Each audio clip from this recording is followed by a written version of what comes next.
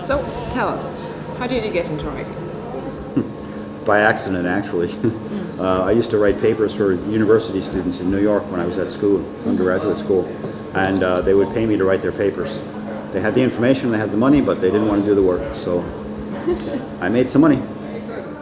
But shh, don't tell anybody. Why don't you bore like that? Do you have an established regime for your writing? I do and I don't. It really depends on the project. A lot of the literary projects, I sort of try to devote a given amount of hours each day to writing, a minimum of 4. And then there's editing as well. A lot of people think writing is just writing and putting words on paper. That's only about 1/3 of it. There's actually editing. There's lots of things you have to go back and do rereads, etc., etc. Research is a huge part of it. So in terms of research, I prefer to do it during working hours. I prefer writing at night in the evening. And then the editing, we just kind of do at leisure.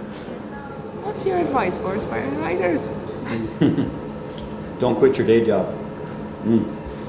No, seriously. Quit your day job as soon as possible. Get as hungry as soon as possible. Stay as hungry as long as you can. And you'll know within 2 days if you want to be a writer or if you're meant to be a writer or not. Tell us about your current project. Currently I'm finishing up the last book in the Building of Empire series.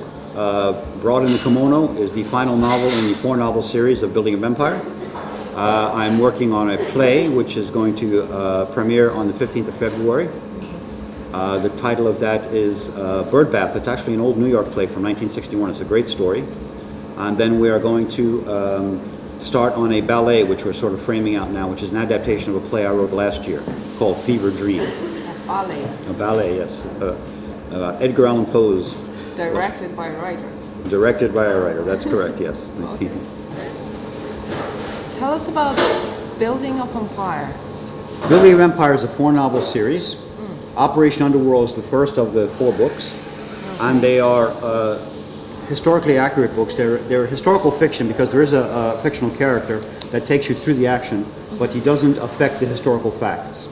The 4-novel series was started about 2 years ago, and this is the first. The second one will be released this year in 2010. All 4 stories are unrelated. They all take place in the 20th century. They can be read separately or in conjunction with each other. The second book will chronicle a big strike which occurred in America in 1912. The third novel will actually be the sequel to Operation Underworld.